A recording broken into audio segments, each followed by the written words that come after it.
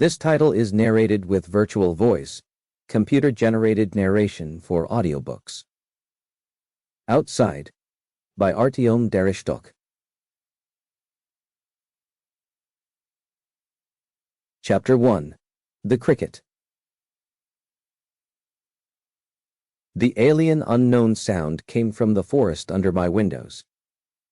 I woke up in the middle of the night, at that obscure hour where the position of the arrows on a clock doesn't matter.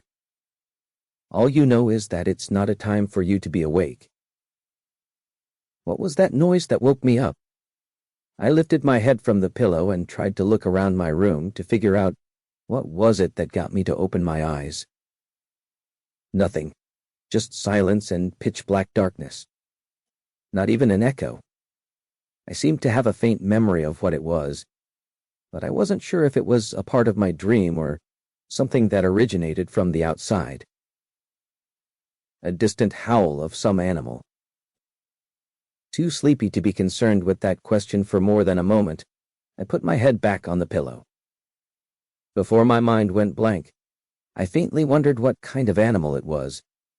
The more time passed, the more I was sure that the sound I recalled was unlike anything I'd ever heard. It was strange to even attribute a sound you don't recognize to an animal, yet I was confident that my estimate was correct. But before that thought went anywhere, it was swept away by my sleepiness, and I was sound asleep, completely forgetting about the entire ordeal. I woke up the second time when the alarm went off 3 times in a row. I had been abusing the snooze button too much. As usual, when I opened my eyes, I was greeted with the familiar pattern of my room's wallpaper. Bleak pink roses on the gray background.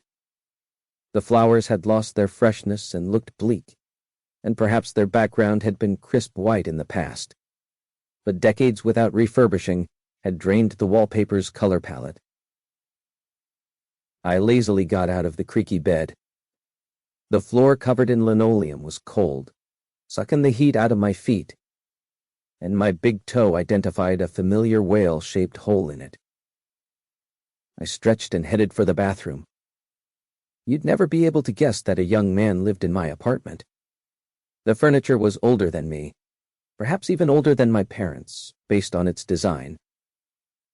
Through the glass panels of the cupboards, I could see displays of china and rows of books which the previous owners bought just for how they looked, and which I knew for sure no one had ever read. Both china and books had been a sign of prosperity and culture in the old days. Both of them were pointless on their own, but mandatory to keep up a facade of success for your guests.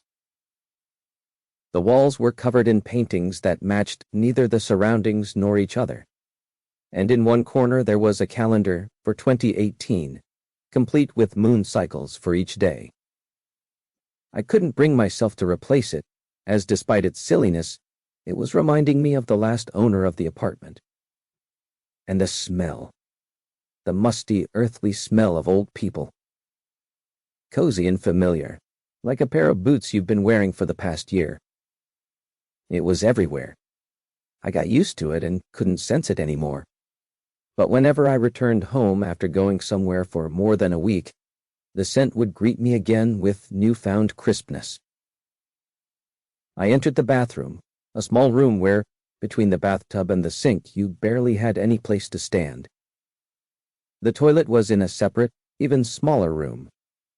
Perhaps the architects had believed that it was more practical that way and gave each other a pat on the back. But I believed such confining design to be a crime against the people. I had just enough space to do everything I needed to do in a bathroom, but not an inch more. The Soviet architects had calculated the living space with inhuman precision to make the building as cheap and affordable as was possible. An honorable goal with a questionable means of achieving it. I lazily brushed my teeth and stepped outside. While passing through the corridor, I stopped for a second, listened to the sound coming from the guest room, and then shook my head. The sound of white noise and the chirping of a cricket, interwoven like milk and coffee in a cup of latte. were idly... To keep listening to this audiobook, I've left you a link in the description so you can do it, at no cost thanks to Audible's 30-day free trial.